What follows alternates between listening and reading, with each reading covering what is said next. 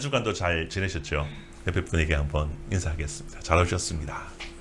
네, 당신을 축복합니다. 네. 사육신 아히멜렉이라는 제목으로 함께 말씀을 나눠보도록 하겠습니다. 최근에 사단장의 잘못된 명령으로 인해서 최해병이 아무 장비 없이 불어난 강물에 떠내려가 그만 순직하게 되었다는 소식이 제 1년이 되었습니다.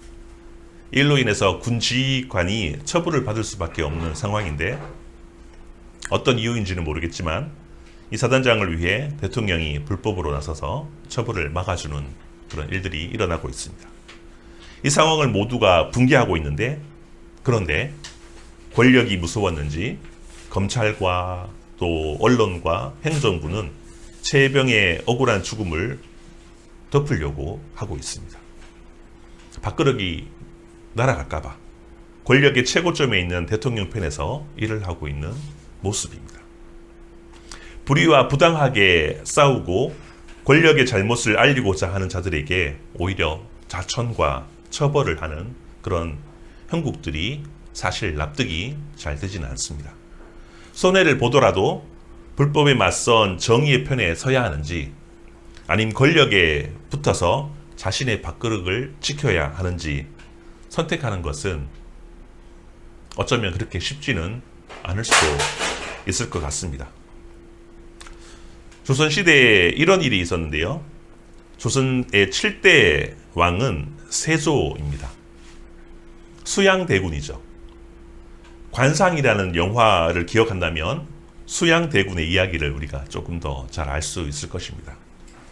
수양대군은 사실은 세종대왕의 둘째 아들입니다.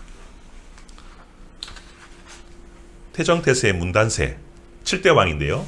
6대 왕 단종이 수양대군에게 왕위를 어쩔 수 없이 물려주게 됩니다.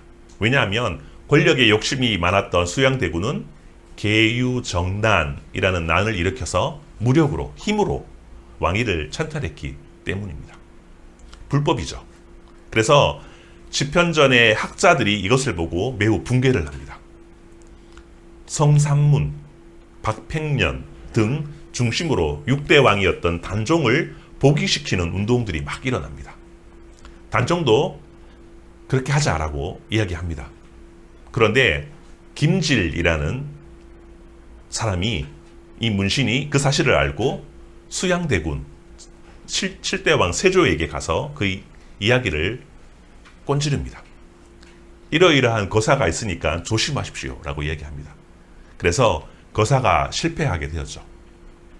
그래서 그 일에 가담한 성삼문, 박팽년, 하위지, 이계, 유성원, 유웅부 등이 죽게 되는데 6명의 충신이 죽었다고 해서 사육신이라고 우리가 역사 시간에 배웠습니다. 기억나지? 안 배웠어. 그래. 또한 죽지 않고 조정을 비판하고 반대했던 생육신이 있는데요. 이 대표적으로 금오 신화를 쓴 김시습이 살아서 비판했던 사람 바로 금오 신화를 쓴 김시습입니다. 죽음까지 불사하고 그들이 지켜야 했던 그런 정의와 절개는 무엇이었습니까? 나라를 위한 것이었습니까? 아니면 정의를 위한 것이었습니까?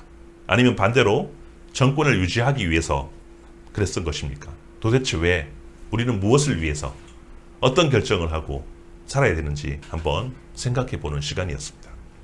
그리고 오늘날 우리에게 목숨까지 버려가면서 복음을 위해 살아가는 이 땅의 그리스도인들, 공산국가나 특별히 이슬람 국가에서 복음을 전하며 하루하루 어떻게 될지 모르는 상황 속에서도 살아가는 복음을 전하는 선교사님들, 상간오지에서 아무도 그들도 보지 않는 그곳에서 복음을 전하는 사람들, 개인의 시간과 물질을 아낌없이 복음을 위해 쓰는 사람들이 있습니다. 여러분은 무엇을 위해서 살아가고 있는지 한번 질문을 던져보고 싶습니다. 오늘 성경에 보니까 앞서 보면 다윗은 골리앗을 무찔렀고요. 가는 곳마다 사람들이 찬양 1세기였습니다. 사울의 아들 요나단도 다윗에게 충성을 합니다. 저는 하나님의 사람이야. 내가 다윗을 잘 따르고 다윗을 존경하고 그와 함께 하나님 나라를 만들어 가겠어 라고 했던 사람도 이 사울의 아들 요나단이었고요. 그리고 사울의 신하들도 전쟁터에서 승승장구했던 다윗을 존경하고 사랑했다라고 성경은 이야기하고 있습니다. 그래서 민중에서 이렇게 노래를 합니다. 다윗은 만만이요, 사울은 천천이다 라고 얘기하고 있습니다. 다윗보다 사울이 인기가 없고 다윗이 오히려 스포트라이트를 받고 인기가 있게 되었다는 거죠. 다윗의 인기가 많아지고 높아지니까 다윗을 사랑하면, 많은 사람들이 사랑하면 사랑할수록 사울의 두려움이 커지게 되었습니다. 왜냐하면 자신의 권력이 위태롭게 생각했던 것이죠. 이런 두려움으로 사울은 악령이 시게 되었습니다. 사울은 다윗을 죽이려고 했습니다. 무려 심지어 다윗을 향하여서 창을 3번이나 던지는 사건이 있게 됩니다. 악령을 치유하기 위해서 이 하프를 타고 있는데, 수금을 타고 있는데 사울은 다윗을 죽이려고 했던 것이죠. 다윗은 사울의 손에서 어떻게 되었을까요? 이제 다윗은 피신을 떠나게 되고, 그리고 어디 가든지 숨길 만한 곳이 없었던 것을 우리가 성경을 통해서 알 수가 있는데요. 하나님께 버림받은 사울은 하나님께 회개하고 스스로 권력에서 내려오는 것이 오히려 아름다웠습니다.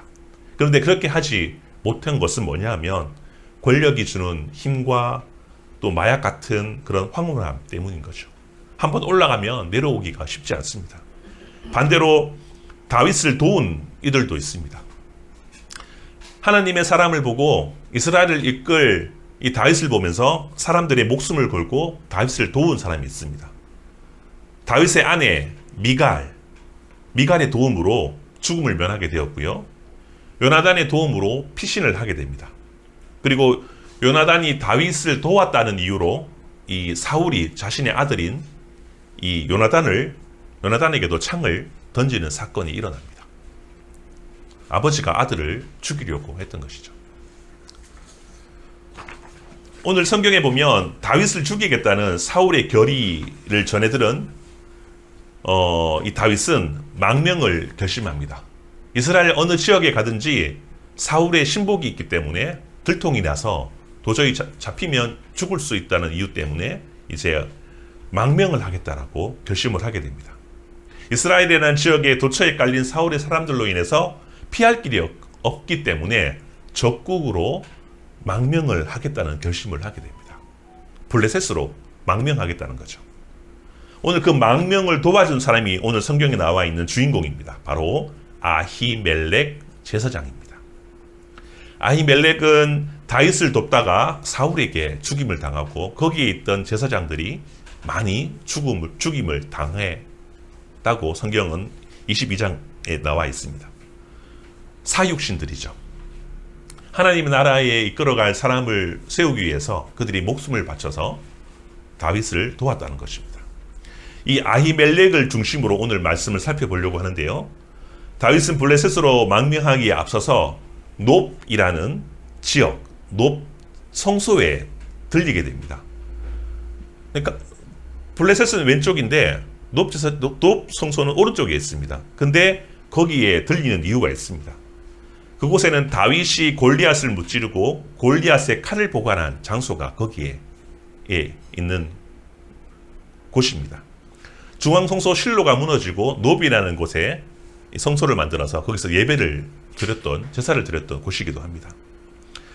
오늘 1절 말씀을 같이 한번 읽어보도록 하겠습니다. 사무엘상 21장 1절 말씀입니다. 시작.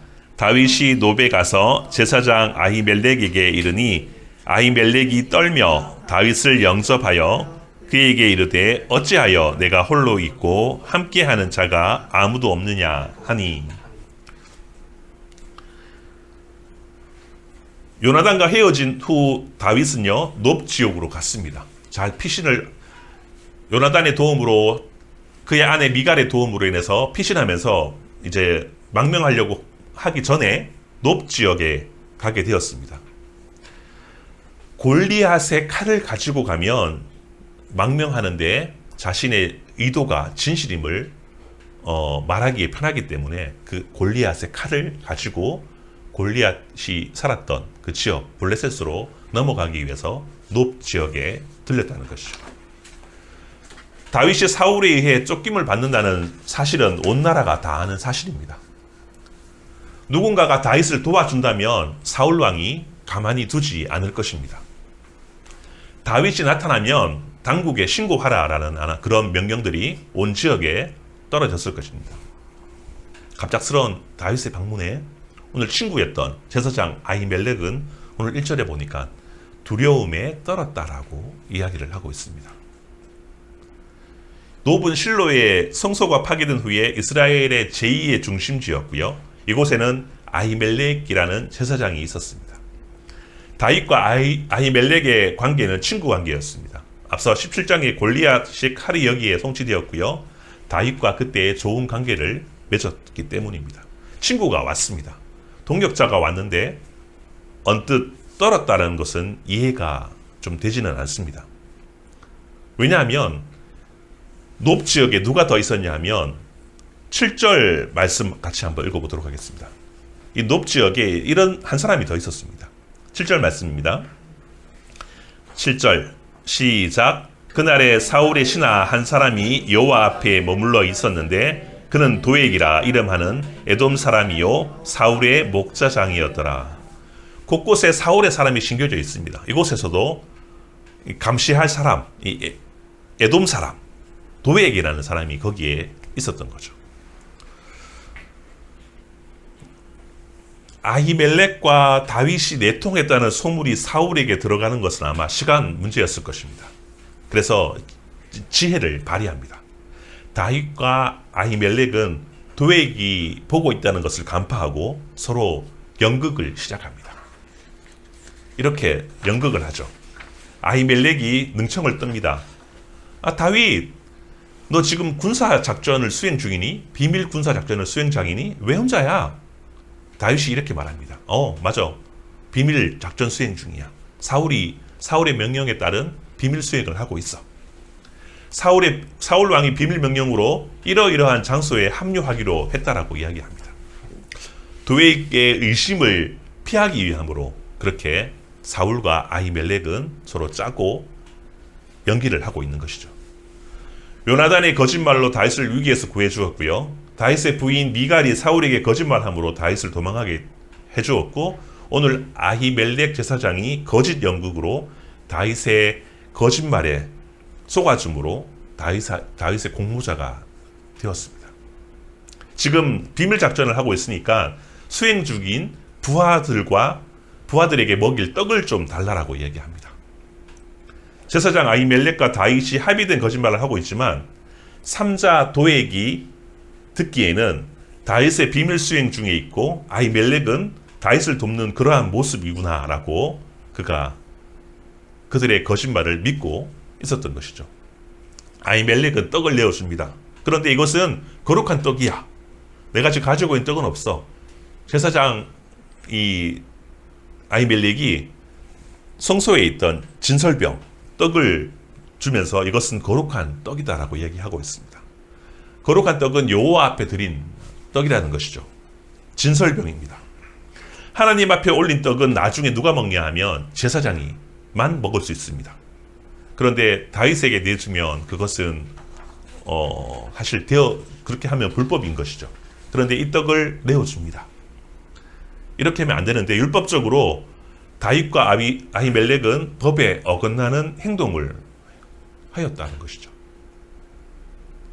그러나 법보다 우선적으로 먹을 것이 없어서 죽어가는 배고픈 사람을 살리는 것이 원래의 제사의 기능이고 성소의 기능이다라고 이야기를 하는 것입니다. 법이 중요하지만 법 위에 있는 사람의 목숨이 더 중요하다라고 이야기를 한 것이죠. 오늘날 교회의 중요한 기능이 바로 이러한 기능입니다. 마태복음 12장에 보면 이러한 일이 있습니다. 안식일 날에 밀밭 사이로 예수님과 제자들이 걸어가고 있는데 제자들이 너무 배가 고파서 이삭을 잘라 먹었습니다. 비벼서 먹은 것이죠. 바리새인들이 그것을 보고 이렇게 이야기합니다. 아니, 당신들 제자들 안식일 날을 안 지키고 하지 말아야 될 이삭을 잘라서 비벼 먹었습니다. 율법을 어겼지 않습니까? 당신들 처벌받아야 됩니다. 라고 이야기를 했는데요. 이때 예수님이 이렇게 얘기합니다. 오늘 성경 사무엘상 21장에 나와 있는 이야기를 하면서 예전에 구약시대 때 다윗 때 아히멜렉 제사장이 제사장만 먹어야 되는데 이 진설병을 다윗에게 준 사실이 있다 라고 이야기하면서 성전 안에서 제사장이 안식을 범하여도 죄가 없다는 것을 이야기하고 있는 것이죠. 나는 자비를 원하고 제사를 원하지 않는다 라고 예수님이 답변하셨습니다. 율법이 존재하는 이유, 제사를 드리는 이유, 예배를 드리는 이유는 율법을 지키는 것도 중요하지만 율법을 지키는 것보다 더 중요한 죽어가는 영혼, 사람을 살리는 것이 더 중요하고 율법이 그것 때문에 있는 것이다라고 이야기를 한 것입니다. 교회는요, 생명을 죽이는 곳이 아니라 생명을 살리는 곳이고요. 교회는요, 많은 사람들에게 도움을 주고 복음을 전하며 사람을 살리는 것이 중요한 일이라는 것입니다. 마가복음 2장에 보면은 지붕을 뜯고 친구들 4명이 침상을 매달아서 내려서 예수님께 고침을 받는 이야기가 나옵니다. 많은 사람들이 모여서 예배를 드리는데 지붕을 뜯었다는 것은 예배를 방해하는 것이지 않습니까? 지붕 뜯으면 흙도 떨어지고 막 할 건데 막 소란스럽고 시끄럽지 않습니까? 그죠? 근데 예수님이 야, 그러지 마! 예배 중이야! 하지 않고 그 사람을 고쳐주었다는 거죠. 그래서 그 사람을 통해서 이 사람에게 복음이 임했고 하나님 나라가 임했다라고 이야기를 하고 있습니다. 그것이 예배의 본질이라고 이야기하는 것이죠. 함께 예배하고 먹이고 기도하고 서로 부족한 것을 채우는 것이 예배의 본질이고 기독교의 핵심이다라고 예수님이 말씀하고 있습니다. 오늘 본문에 보면 신학적인 장면이 또 하나 연출됩니다. 우리가 좀 주의 깊게 살펴보아야 하는 것이 있는데요. 아까 전에 읽었던 그 보면 도액이라는 사람이 나오는데 도액은 에돔 사람이라고 이야기를 합니다. 7절 말씀을 다시 한번 읽어보도록 하겠습니다. 사무엘상 21장 7절 말씀입니다. 사무엘상 22장 7절 시작. 그날에 사울의 신하 한 사람이 여호와 앞에 머물러 있었는데 그는 도액이라 이름하는 에돔 사람이요 사울의 목자장이었더라. 근데 도액을 목자장으로 소개하고 있습니다. 그리고 에돔 사람이라고 얘기하고 있습니다. 고대 근동의 문헌에 보면 목자는 이상적인 왕을 비유하는 것입니다. 놉송소에 지금 누가 있냐면 목자가 2명 있는 셈입니다. 에돔 사람 도액이라는 목자가 있고요. 그리고 이스라엘의 목자 이 다윗이 2명이 여기에 있는 것입니다. 하나는 유다 베들레헴 사람 다윗이고 한 사람은 에돔 사람입니다. 둘 다 목자입니다. 이것은 예수님이 태어날 때의 상황을 연출시킵니다. 예수님이 태어날 때 이스라엘 왕은 누구였습니까? 그 당시에 헤롯 왕이시지 않습니까? 헤롯 왕이 바로 에돔 사람이었습니다. 이스라엘 목자를 그가 자처했습니다. 그런데 누가 진짜 목자이죠? 예수님이 그때 태어나셔서 에돔 사람이 목자였지만 진짜 목자는 예수님이다 라는 것을 이야기해 주는 거죠. 지금도 중앙성소 이 놉에서 에돔 사람과 하나님의 사람 2명이 목자가 있는데 진짜 목자는 다윗이라는 것을 이야기하고 있다는 것이죠. 예수님이 참 목자라 오셨고요. 다윗을 도운 놉제사장 아히멜렉을 죽였던 것처럼 예수님 시대에 헤롯이 예수님을 경배하러 온 박사들을 죽이려고 했고 죽이지 못하자 이 2살 이하의 아이들을 모두 다 죽여버렸습니다. 도액과 다윗의 만남은 우연으로 보기에 이런 구속사적인 맥락으로 우리가 보면 하나님의 그 나라가 하나님의 그 목자가 선명하게 우리에게 비춰지고 있다는 것입니다. 다시 다윗과 아히멜렉의 대화가 이어지는데요. 다윗이 이렇게 말합니다. 8절 말씀도 같이 한번 읽어보도록 하겠습니다. 8절 말씀입니다. 시작.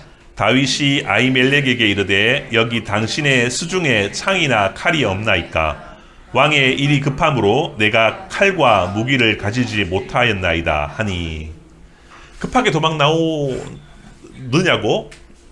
급하게 도망 나왔기 때문에 아무것도 챙기지 못해서 이 노백에 가서 제사장에게 뭐 칼이나 창 없어? 나 무기 없어. 무기 좀 줘. 갖고 있는 무기 이거밖에 없어 라고 얘기하고 있다는 거죠. 이 칼을 주면서 아히멜렉이 9절에 이렇게 말하고 있습니다. 9절 말씀도 같이 한번 읽어보도록 하겠습니다. 9절 말씀입니다. 시작. 제사장이 이르되 내가 엘라 골짜기에서 죽인 블레셋 사람 골리앗의 칼이 보자기에 쌓여 에봇 뒤에 있으니 내가 그것을 가지려거든 가져가. 여기는 그것밖에 다른 것이 없느니라 하는지라. 다윗이 이르되 그 같은 것이 또 없나니 내게 주소서 하더라. 블레셋 땅으로 망명하는데 골리앗의 칼을 가지고 간다면 블레셋 사람들이 이 사람은 다윗은 블레셋 사람이 되겠다라는 그런 징표구나 라고 생각했던 것이죠. 망명할 때 거짓 망명할 수도 있잖아요. 근데 칼을 가지고 하면서 나의 망명은 진심이다라는 것을 보여주기 위해서 여기 왔다는 것입니다. 그런데 여기 지금 누가 있습니까? 도액이라는 사람이 감시하고 있지 않습니까? 그래서 이 아히멜렉이 이렇게 얘기합니다. 야 도액, 너 까불지 마. 지금 다윗이 골리앗을 잡은 사람이야. 그가 무섭지 않아? 그 힘세. 하면서 오히려 9절에 보니까 다윗이 골리앗을 잡은 사람이라는 것을 강조하고 있습니다. 도액에게 겁을 주기 위한 것이죠. 이렇게 아히멜렉과 다윗은 연기를 하면서 무사하게 식량을 챙겨가고 그리고 칼과 창을 챙겨가서 이 바로 가드 왕 아기스에게 망명을 하게 됩니다. 적국의 망명은 잘한 것일까요? 시청자 어떻게 생각해? 다윗이 블레셋에게 망명했어. 뭐 갈 데가 없으니까 안 그러면 다 뭐 어디 가나 레이데가 있고 나를 잡아 죽이려고 하는데 적군밖에 없다. 그렇게 생각할 수도 있을 겁니다. 다윗이 블레셋으로 망명하는 것에 대해서 우리는 좀 당혹스럽지만 사울이 수단과 방법을 가리지 않고 다윗을 죽이려고 하는 그런 압박 가운데 그렇게도 할 수 있겠구나라는 생각을 해보았습니다. 적국 블레셋 역시 적국의 가장 큰 장수 다윗이 우리에게 항복해 온다는 것을 마다할 필요도 없었을 것입니다. 오히려 다윗을 통해서 이스라엘을 격파시키면 이스라엘은 무너질 것이라고 생각했던 것이죠. 그래서 다윗을 환영했던 것입니다. 다윗도 인간적으로 피신할 곳이 블레셋밖에 없었기 때문에 그런 선택을 했다라고 생각합니다. 조금 안타까운 것은 뭐냐면 그럼에도 불구하고 성소에 가서 제사장을 만나고 오히려 하나님의 뜻이 어떠한지 거기서 제사를 드리고 예배를 드렸다면 하나님의 뜻을 구했다면 좀 더 선명한 답을 얻을 것이라고 생각하는데 다윗도 역시 사람인지라 그런 긴박한 순간에 이런 실수를 하게 되었습니다. 가드로 망명을 하게 됩니다. 그리고 가드 왕 아기스의 의심으로 아기스에 대한 다윗의 두려움도 나와 있습니다. 12절 말씀도 같이 한번 읽어보도록 하겠습니다. 다윗이 망명했는데 다윗도 이런 마음이 생깁니다. 12절 말씀입니다. 시작. 다윗이 이 말을 그의 마음에 두고 가드 왕 아기스를 심히 두려워하여. 망명을 했지만 다윗도 자신의 선택에 대해서 그리고 적군 왕에 대해서 의심에 대해서 많이 두려워했다라고 성경은 이야기하고 있습니다. 우리가 살아가면서 두려움을 피하는 가장 손쉬운 방법은 두려움의 대상에서 도망가는 것이라고 생각합니다. 이것은 해결책이 아니죠. 어디 가든지 두려운 존재를 만나게 되고 이 시선만 숙인다고 해서 이 두려움이라는 것들이 사라지지는 않습니다. 해결책이 없다는 것이죠. 그런데 진짜 이 해결책을, 이 두려움을 기쁨으로 바꿀 수 있는 방법은 우리가 잘 알듯이 하나님께 묻고 기도하고 응답을 구하는 것밖에 없다는 것이죠. 우리는 이 고비만 넘기면, 자리만 피하면 미봉책으로, 임시방편으로 될 거야 라고 생각하지만, 그런 두려움이 눈덩이처럼 커져서 결국은 그 두려움으로 말미암아 심각하게 자살을 결심하고 그리고 안 좋은 길로 빠지게 된다는 것이죠. 두려움을 극복하는 방법은 죽음을 이기신 예수님과 온전히 옆에 같이 있을 때, 그에게, 죽음을 이기신 그분에게 어떻게 이기셨어요? 저도 알려주세요 라고 물어볼 때에 모든 문제가 해결될 줄 믿습니다. 다윗은 알게 되었습니다. 나의 실수이구나, 내가 여기 간 것이 실수였구나 깨닫게 됩니다. 사울이든 가드 왕이든 아기스든, 사울이든 이 가드한 아기스든 그 무엇이든 두려움을 이기는 방법은 없구나 라고 그가 깨달았습니다. 다윗이 이렇게 고백합니다. 13절 말씀도 같이 한번 읽어보도록 하겠습니다.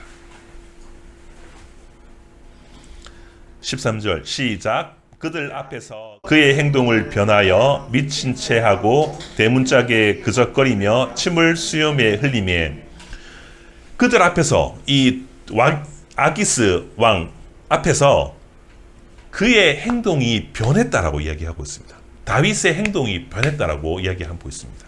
거기에 혹시 펜이 있으면 밑줄 그어도 됩니다. 히브리 단어를 보니까 샤나, 탐이라고 되어 있는데요. 생각이 바뀌다, 판단을 바꾸다라는 그런 의미를 갖고 있습니다. 내가 틀렸구나. 다윗이 생각이 바뀌었다, 판단이 바뀌었다라고 이야기하고 있습니다.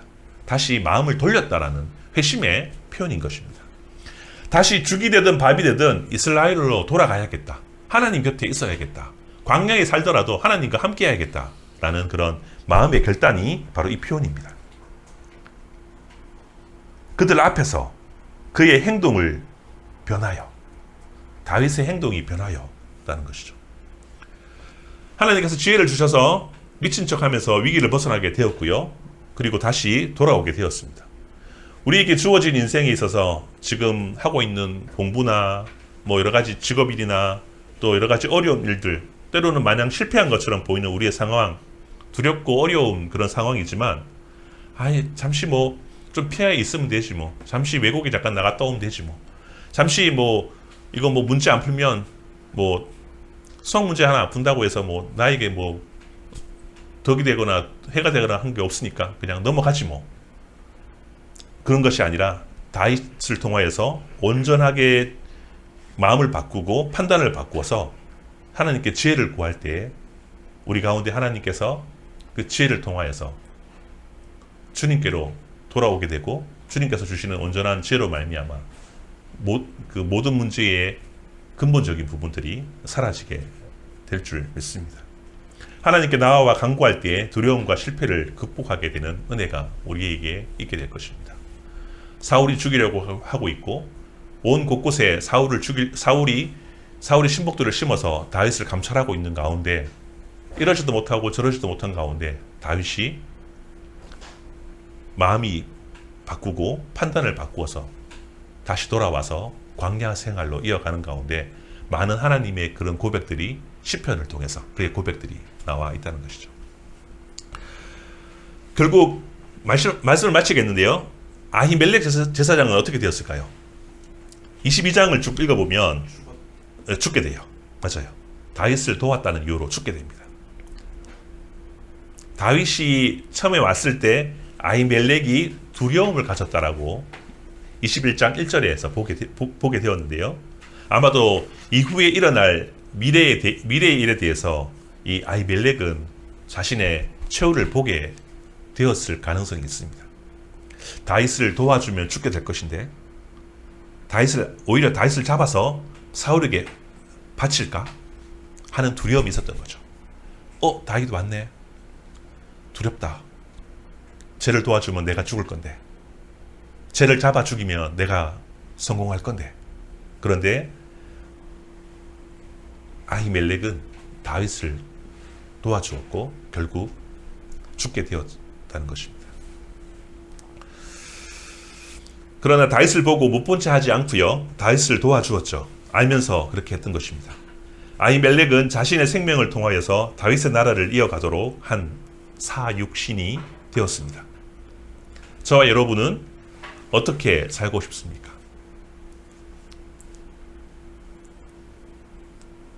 사탄 마귀가 뿌려놓은 그런 달콤한 제안에 내가 동의하고 세상적인 방법으로 살아가다가 영원한 죽음에 이르기를 원하십니까? 비록 고통이 있고 광야가 있고 힘들지만 하나님 나라를 위해서 살아가다가 영원한 생명을 누리고 성공의 자리로, 완성의 자리로 나아가고 싶습니까? 현실을 볼 때에 판단하기 힘든 일이지만 우리가 진짜의 삶과 진짜의 현실을 본다면 하나님 편에서 여러분의 삶이 계속해서 이어져 가고 하나님과 동행함을 말미암아 우리의 삶이 바뀌어지는 놀라운 역사가 있기를 바라고, 우리도 하나님 나라를 위해서 사육신하며 살아가는 저와 여러분 되기를 소망해 봅니다. 기도하겠습니다.